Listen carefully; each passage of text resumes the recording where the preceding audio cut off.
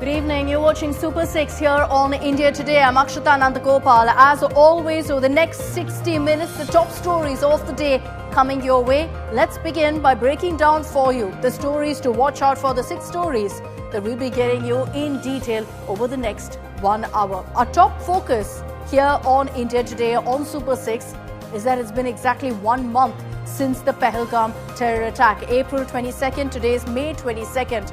A lot has changed in the last 1 month.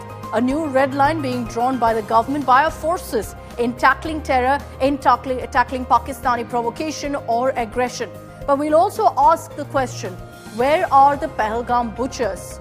Are they closer to being nabbed? How have they been out there for 1 month? Where exactly are they? We'll be breaking down those details for you. That's story number 1 on Super 6. Story number 2 are these pictures from the Cannes Film Festival. Ashwariyas Rai Bachchan, Aditi Rao Hedri, both turning up at the film festival with Sindur on their forehead. And it's led to a lot of speculation. Is this messaging from Bollywood celebrities a message of solidarity on a global platform for Operation Sindur? We'll decode the reactions to that. That's story number 2 on Super 6. As story number 3, we'll veer away from what's happening between India and Pakistan and talk about this incident that took place last night. A flight from Delhi to Srinagar amid a hailstorm getting stuck, and absolute miracle that all those passengers are safe. But a day after, we're going to be decoding for you exactly what happened. Could this have been avoided? How did nobody see this storm coming? And of course, stories from some of the passengers who survived that ordeal. That's coming up at 6:30 this evening. And speaking of turbulent weather, we've been seeing completely unpredictable weather patterns across the country. In Delhi, the national capital region too, where a 15-minute storm, yes, a very bad storm, has seen, in fact, a lot of casualties. We'll get you all of those details also. That's story number 4 on Super 6.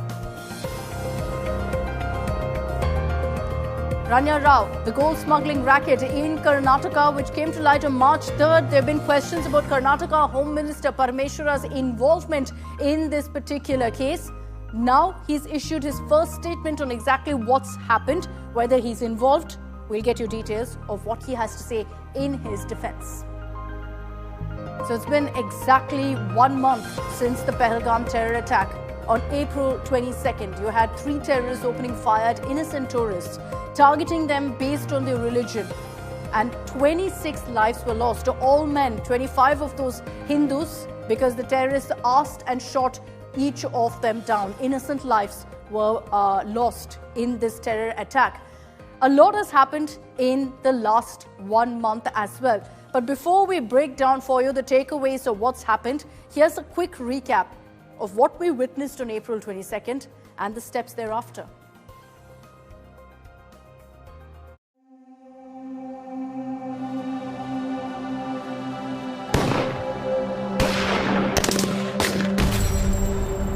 Side में था एक इंसान है, उसने उसको गोली मार दी यहाँ पे। उसने बोला कि शायद मुस्लिम ही है, उसने उसको गोली मार दी।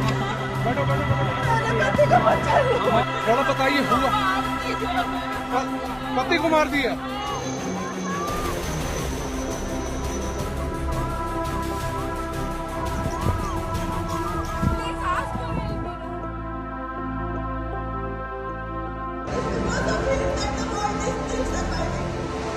We should all be proud of him in every way.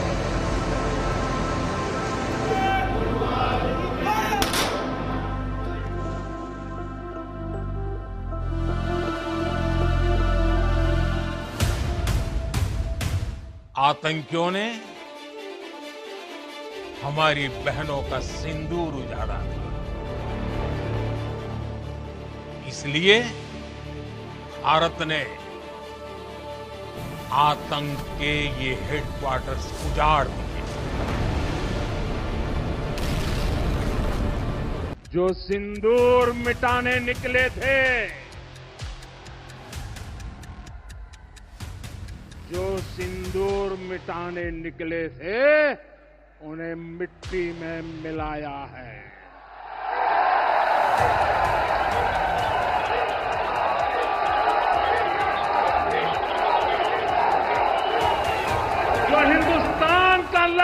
बहाते थे, जो हिंदुस्तान का लहू बहाते थे। So a glimpse there of what exactly happened. April 22nd is when the terror attack took place. And like I said, a lot has changed. I want to run you through what's changed, the big 10 takeaways of how really India has ensured a message has been sent across to Pakistan. We've drawn a new red line, and this is something that the government, our forces have all made clear. I'll elaborate on what really this means in just a bit. But also remember that the government has said that here on there'll be no tolerance for terror. So every act of terror carried out on Indian soil will be treated as an act of war. So you'll see diplomatic action, you'll see digital action, you will see also military action if that is the need of the hour. That's what it means when we say an act of terror is now an act of war. Now, also remember that there was a very clear message that there is a no-nonsense approach to Pakistan-sponsored terror. The government no longer will hold back, and neither will our forces. That was evident with Operation Sindur.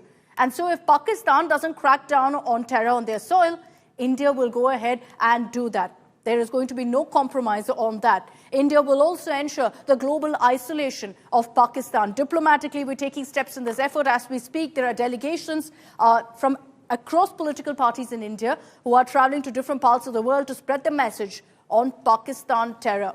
Now, also a diplomatic crackdown is the new normal. We're talking about the Indus Waters Treaty. We're talking about steps like Pakistani visas being revoked.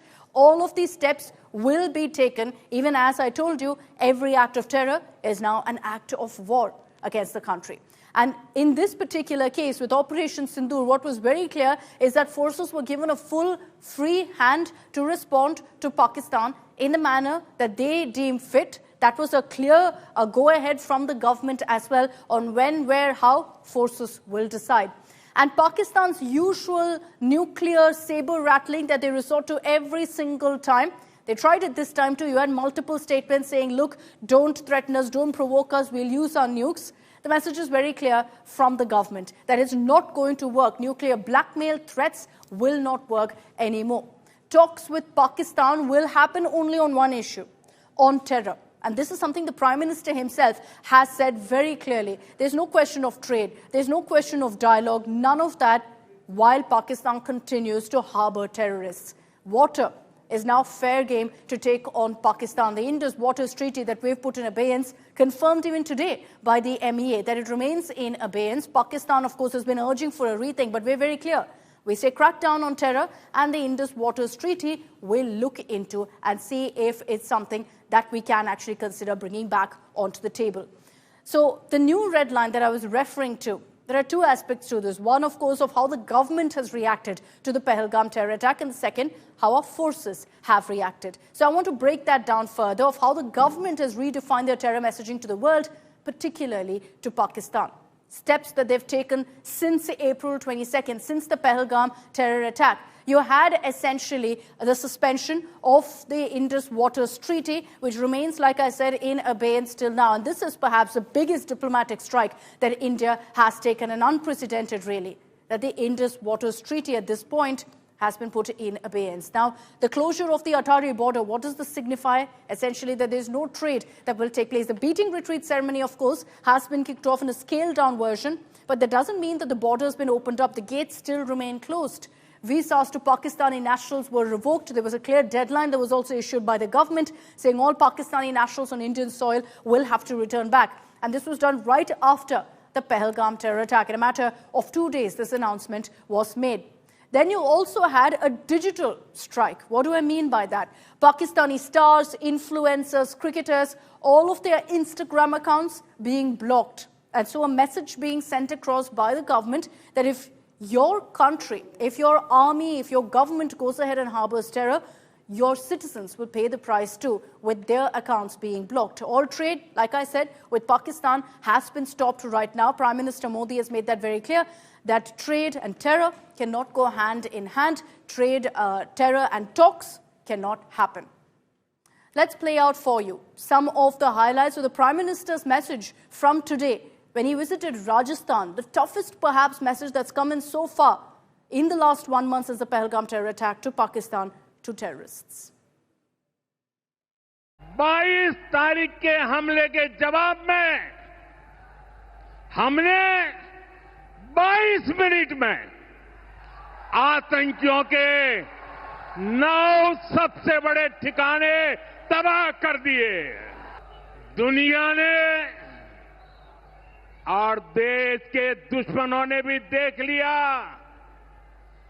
कि जब सिंदूर बारूद बन जाता है तो नतीजा क्या होता है।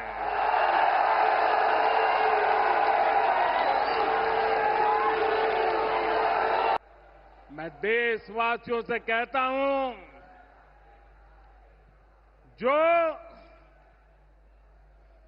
जो सिंदूर मिटाने निकले थे,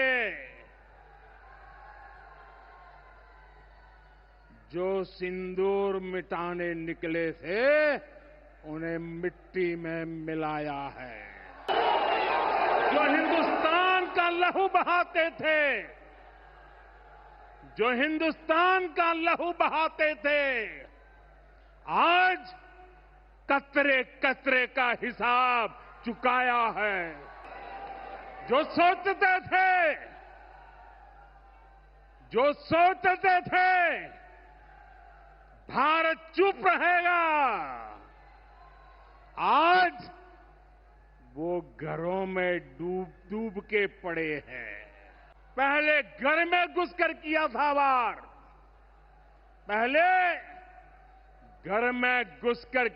वार, अब सीधा सीने पर किया प्रहार है।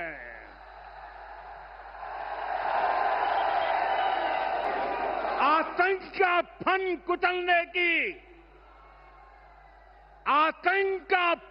कुचलने की यही नीति है, यही रीति है, यही भारत है, नया भारत है। जब मैं दिल्ली से यहां आया तो बीकानेर के नाल एयरपोर्ट पर उतरा। पाकिस्तान ने इस एयरबेस को भी निशाना बनाने की कोशिश की थी, लेकिन वो इस एयरबेस को रत्ती भर भी नुकसान नहीं पहुंचा पाया। और वहीं यहां से कुछ ही दूर सीमा पार पाकिस्तान का रहीम यार खान एयरबेस है। पता नहीं आगे कब खुलेगा। आईसीयू में पड़ा है। भारत की सेना के अचूक प्रहार ने इस एयरबेस को तहस नहस कर दिया है।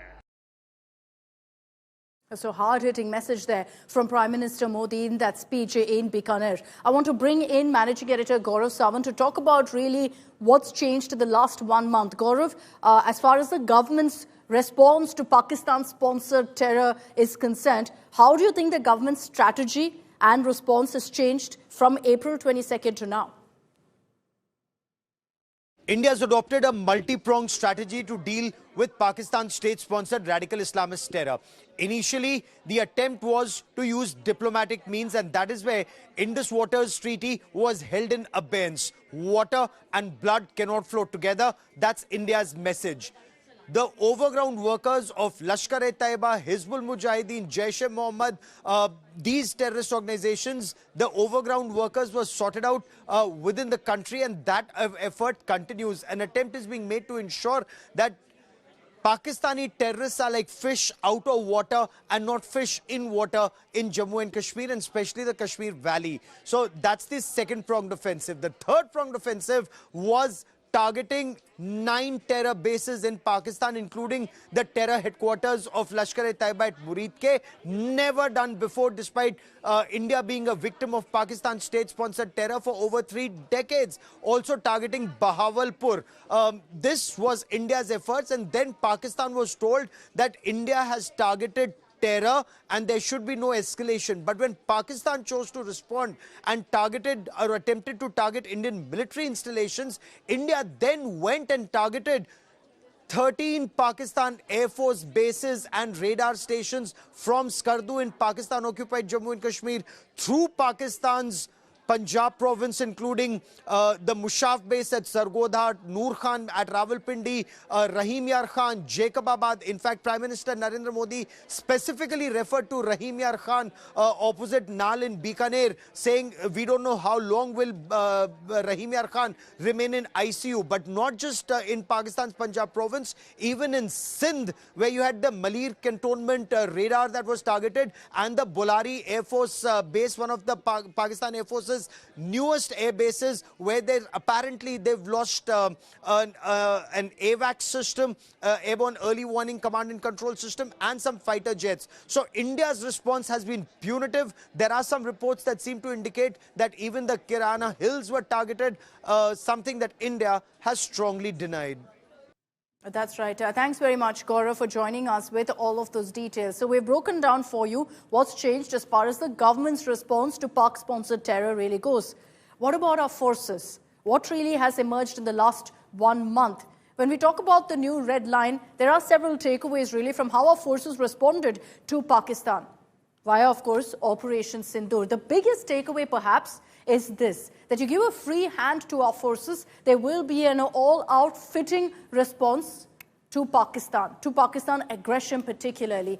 Remember that we saw a 100% success rate from our forces. Every precision strike hit the intended target, and contrast that to Pakistan, which attempted to hit civilian establishments, air bases, failed miserably at doing every single one of those. And that's another big success talking point for our forces, that every attempt by Pakistan to hit back, to target Indians, was thwarted. And this was possible because of the seamless synergy that you saw between our forces, the Army, Air Force, and even the Navy, in sending across a message to Pakistan. And so very clearly, our forces have said that if you so much as try targeting civilian establishments, try hitting our bases, we will hit 10 times harder. For every step they take, we take 10 steps ahead. And what's also a big takeaway is that in Operation Sindur, we saw the spotlight on made-in-India weapons, on the power of Atmanirbhar defense, which was also a big talking point, because many of the precision strikes we conducted was courtesy our own Desi weapons. So let me bring in senior journalist Sandeep Unithan on this broadcast as well. Sandeep, 1 month since the Pahalgam terror attack, we've seen, of course, how Operation Sindur was hugely successful. It's still an ongoing operation. But what to you, Sandeep, is the biggest takeaway if you look at really how our forces responded to Pakistan? Absolutely, Akshita. And you know what Prime Minister Modi there playing on the front foot at the Nal Air Base in Bikaner. And I think the biggest message coming out of the Prime Minister's speech, Akshita, is the fact that he mentions that Pakistan's army and economy will have to pay for every terror attack. Now, this is very interesting, the choice of words that the Prime Minister has made. He has targeted the Pakistan army for these terror attacks. This is the first time possibly after years of terrorist attacks that India has finally discovered that there is no distinction between the state and the non-state in Pakistan. For so many years, Pakistan has hidden behind this cover of plausible deniability, the fact that they said these attacks were being carried out by non-state actors over which it had no control, the Jaish and the Lashkar. What the Prime Minister is saying that we have seen through your double game, we are not going to take this any longer, and our new terror doctrine now targets the Pakistan army and the Pakistan economy. So very clearly, this is very different from previous times when we have targeted the Pakistan military and, of course, the infrastructure of terror. This time it's all guns blazing. Every tool in India's quiver will be used to fight terrorism emanating from Pakistan. And the fact is, he's also mentioned that it is India's resolution and no power of the world can shake us from this resolution, possibly indicating that he is not going to be pressurized by world powers. This is the Prime Minister's words, that he is not going to be pressurized by any world power to take back this doctrine. Operation Sindur continues till the time Pakistan realizes it cannot use terror as a low-cost option of bleeding India through 1,000 cuts. Akshita.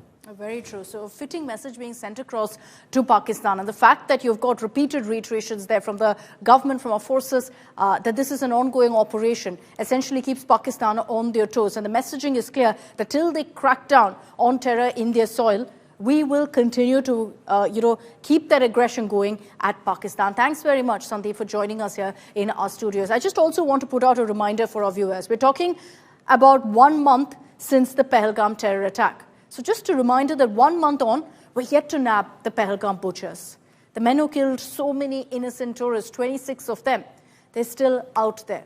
And a reminder again that this is how the butchers look, the men behind that carnage. Sources say that our forces have ensured they haven't been able to leave Kashmir. They're still hiding it out in the densely wooded areas. But there has been a challenge in nabbing them at this point. They've been on the hunt for the last 1 month. We've seen multiple encounters take place where top Lashkar terrorists and other terror group commanders have been neutralized. But the hunt continues for the men who bled India on April 22nd. And I'd like to bring in Mir Farid also for more details at this point on exactly what action has been taken by our forces. It's also extremely challenging, mind you, because of the terrain in that entire area. These are densely wooded areas. There is a problem in finding and scouting the entire breadth of these forests. But add to it is the fact that among these terrorists, they also have one local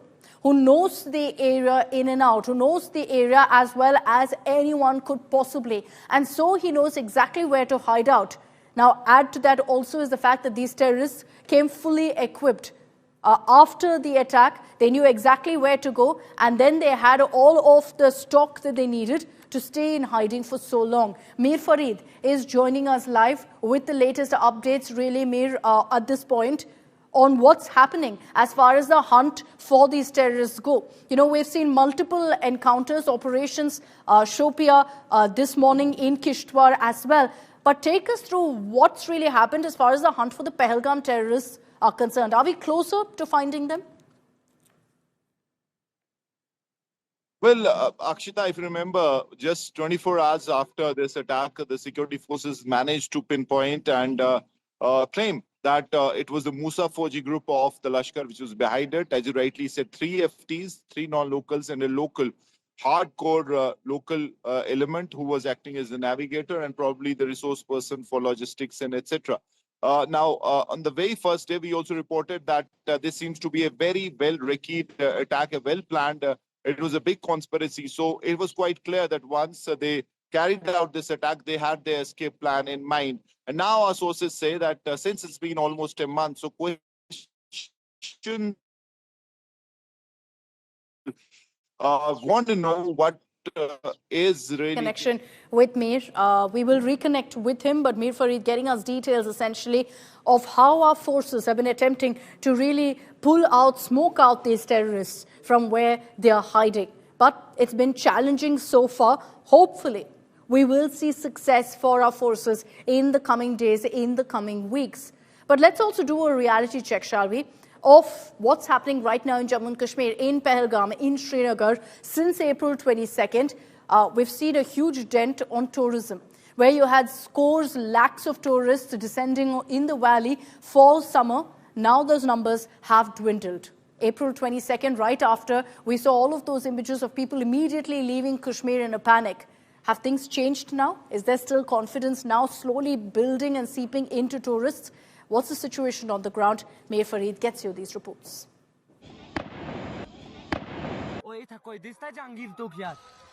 It's been almost a month since the dastardly Pahalgam terror attack. Now the question right now is that what next for Kashmir and especially its tourism. We are right now in the Nishat Mughal Garden, one of the unique selling points of Kashmir tourism. Now there are at least 2 to 3 Mughal gardens that are very close to the Dal Lake and are a center of attraction for tourists. But right now, I'll tell Tariq to show you, like Pahalgam, like other tourist destinations, this place is also absolutely deserted. We spoke to the people, the contractor who had taken this contract from the government. This year, he had paid a whopping 4.2 crore rupees for this season. And initially, as the tourism season started to build, he was getting tremendous response, footfall. For example, a day before the Pahalgam terror attack, that's around 21st of April, the register, if you check the register, you'll find close to 14 to 15,000 people, majority of them tourists visiting this garden. And today, if you compare to that, till this time, which is an afternoon time, hardly 300 to 400 people have visited, and that too, majority is the locals. The fact that certain areas of Pahalgam have been restricted, which are the hubs of tourism activity, the fact that people are not allowed to Adu, to Chandanwadi, to Baisaran obviously is the crime scene that is already cut off, to the Betab Valley, tells you that the government right now, obviously tourism is not that they're thinking about, it's more about ensuring that the security situation improves, ensuring that you have a foolproof arrangement, secure arrangement for the Amarnath Yatra. So where does this leave Kashmir tourism? Obviously, they'll have to be patient with this. They'll have to wait for the Yatra to get completed without any incident. It has to be a safe period, and post that they can take it from there. Obviously, the Chief Minister has also said the same thing to the tourism industry, and now hope is that the government of India really comes into this. They can initiate it. They can really try to reinstill the sense of confidence among the tourists, among the operators who were flooding Kashmir before the Pahalgam terror attack. And now the situation is such that there is a boycott Kashmir call all over. So obviously more needs to be done, but right now it seems it's a passage where everyone needs to be patient, and then obviously the various stakeholders, the government of India, the local government, the tourism industry, the various bodies really need to come together, chalk out a strategy of outreach, and probably that could be the start of a long sustained period of sending the right message across, of again showcasing Kashmir as a safe tourist destination. But as I said, it is going to take a while and it is going to take a long time. With campus and Tariq Lone, Mir Farid, Nishat Mughal Garden, Srinagar, for India Today. And 1 month since the Pahalgam terror attack, we've of course seen the success, the roaring success of Operation Sindur. Interestingly, in the global community also, there's been a lot of talk about what's happening. I want to bring your focus, however, to the Cannes Film Festival. Why? Ashwariyas Rai Bachchan. She's a veteran, of course, at the film festival, and she's trending again, not just for her red carpet appearance, but for the streak of sindoor so visible as part of her look. She's never done that before in any of her previous Cannes appearances. So was her sindoor a subtle tribute to our forces, or an intentional message timed to Operation Sindur? Maybe just a style statement. Well, at this point, it's all speculation, but that picture of her and other stars also sporting the sindoor has gone viral.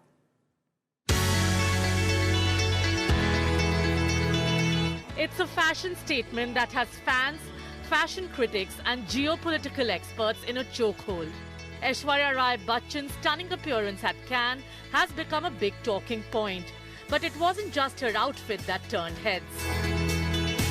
The former beauty queen, Bollywood icon and Cannes veteran dazzled on the red carpet once again. But what caught everyone's attention was a small yet powerful detail.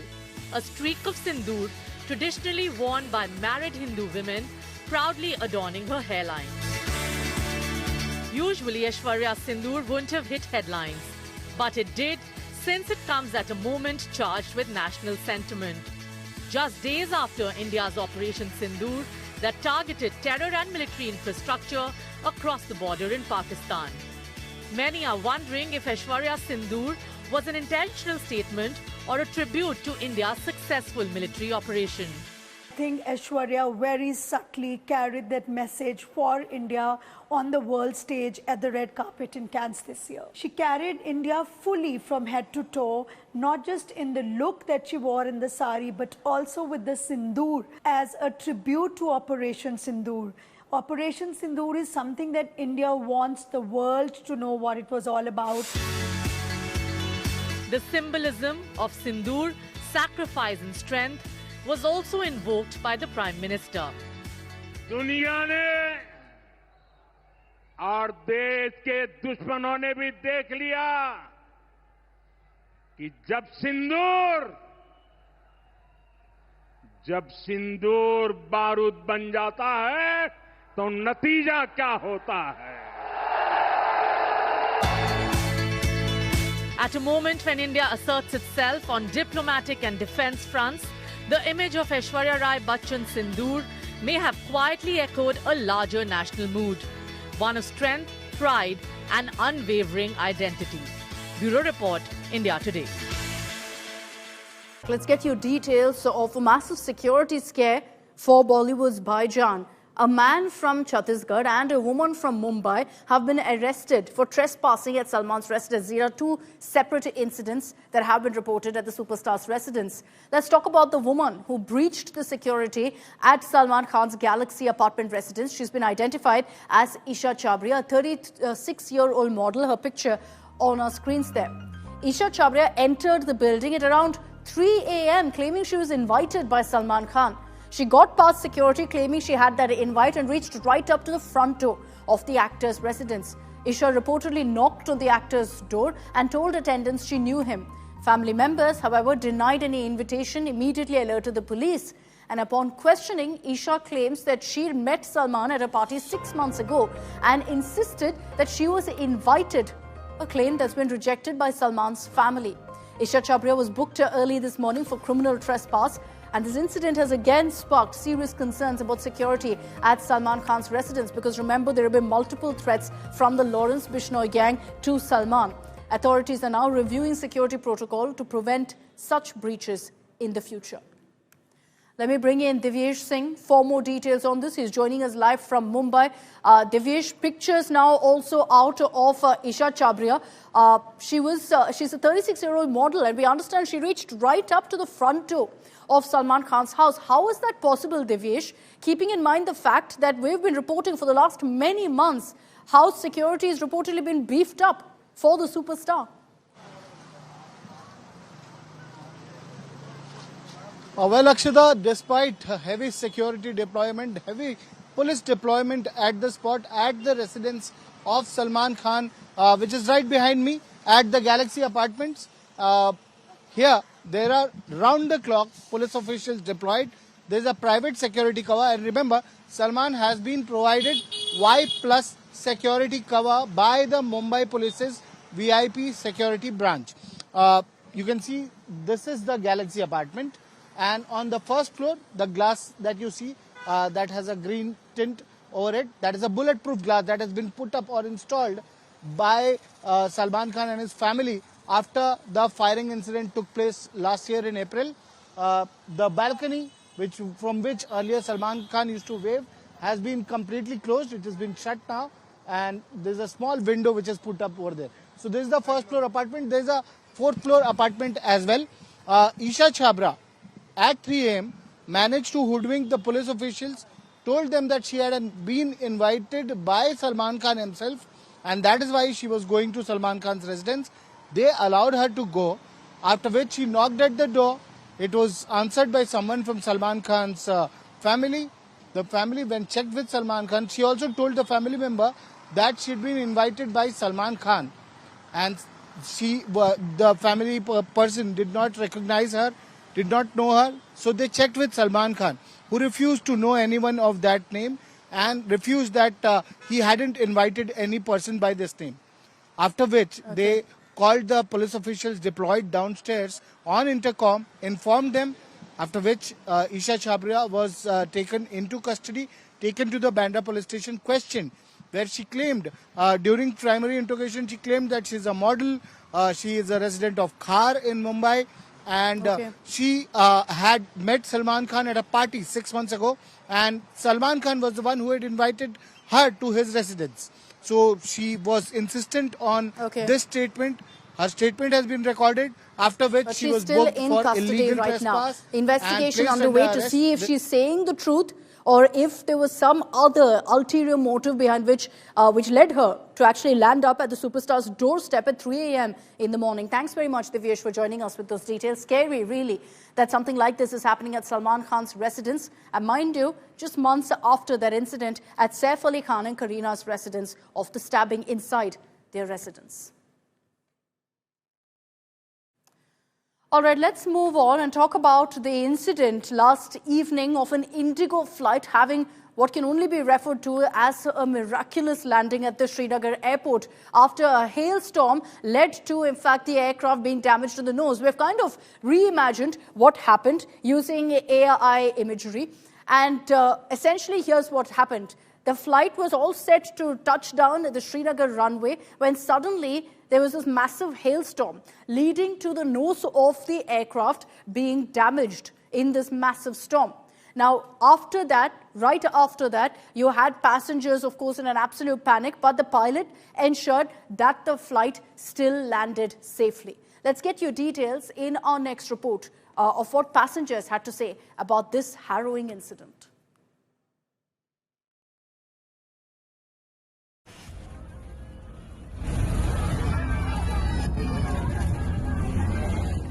A nightmare in the skies.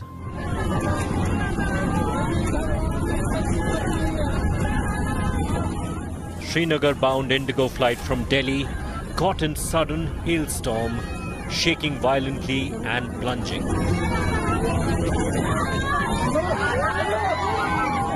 Nearly 45 minutes after taking off from Delhi.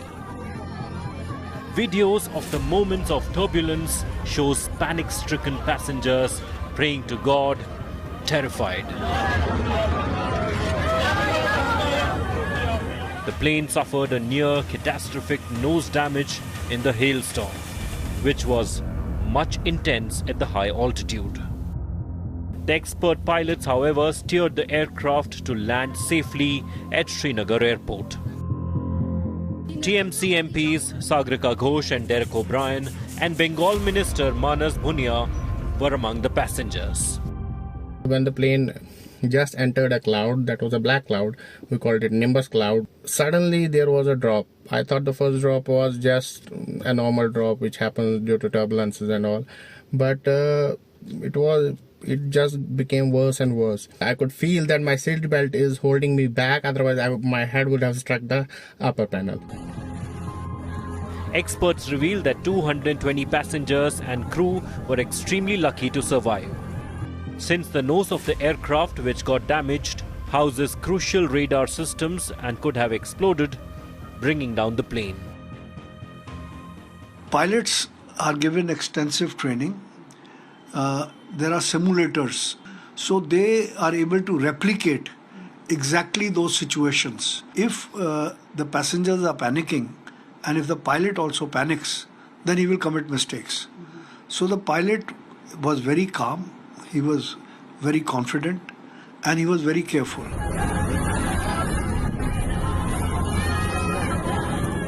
Experts are unanimous in lavishing praises on the pilots for ensuring a smooth landing, despite crippling blow to the plane.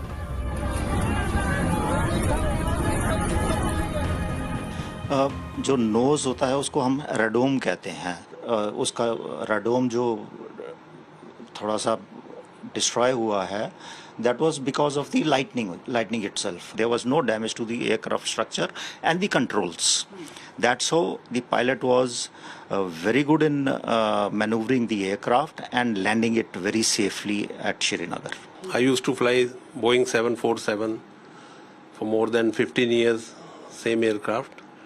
So this type of weather we go through every year. All the pilots are trained for this in simulators as well as with experienced pilots. Then only they are cleared to fly on this monsoon weather. A narrow escape for passengers after a scare of a lifetime. But luckily the episode ended with no serious injuries to any flyer. With Mir Farid in Srinagar, Bureau Report, India Today.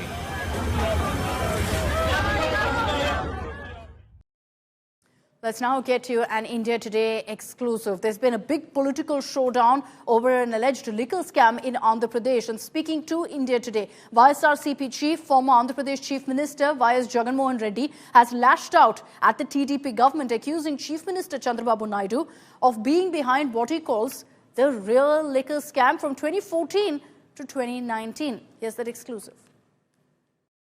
Chandrababu Naidu is the person who's on bail. Currently, as we speak, Chandrababu Naidu is on bail concerning liquor cases. The case on Chandrababu Naidu is so watertight that in order to nullify that case, he's brought in this particular allegations on YSRCP's transparent policy so as to nullify the case which is on him. In fact, so much so that I'll give an example. See, in YSRCP's regimes, all the shops were government. So when government runs the shops, there is this element of profit which is removed from the equation. In fact, if you were to see what happened in YSRCP's regime, the entirety of the shops were run by government. Restricted timings were imposed. The taxes were increased. The bell shops were removed, which were in existence during Chandrababu's regime. The permit rooms, which were in existence during Chandrababu's regime, were also removed. All these factors, especially the taxes which were levied, have made sure that the liquor consumption fell. But the money to the government, that is money to the exchequer, increased because of the tax increase.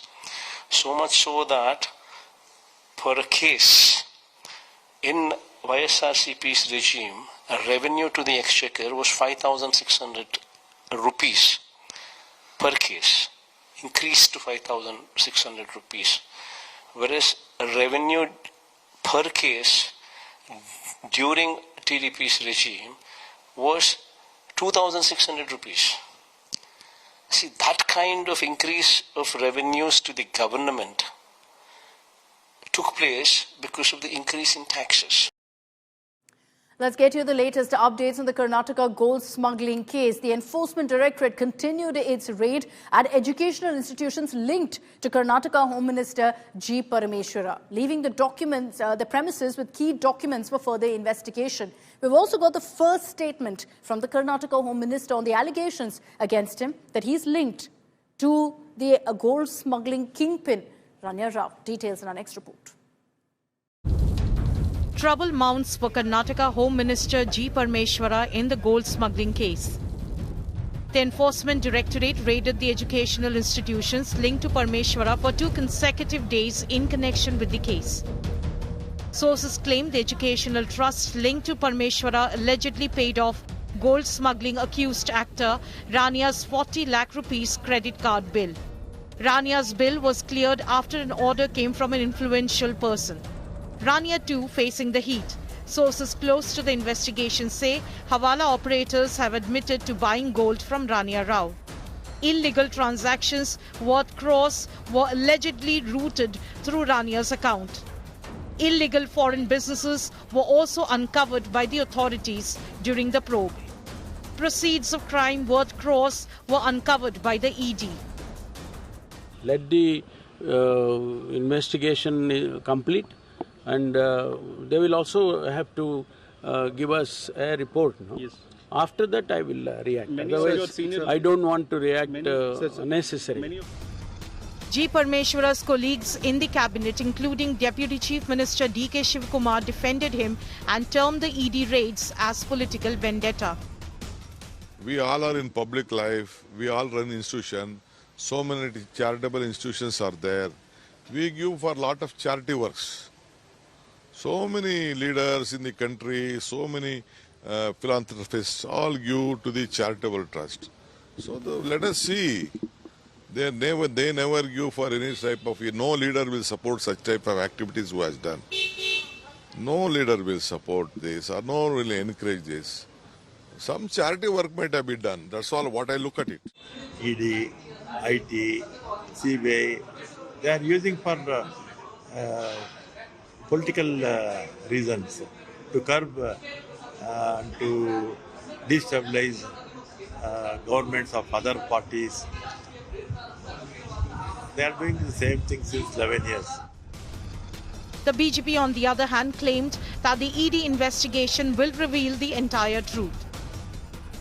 Not Parameshwar. Many people is there.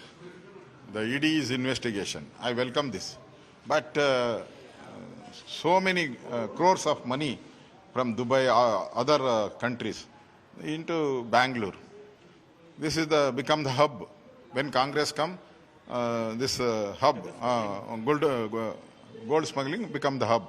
So the ED is investigation. I demand proper investigation. The ED has been probing a gold smuggling linked money laundering case involving Kannada actor Rania Rao after she was arrested from the Bengaluru airport on March 3rd for allegedly smuggling gold worth crores.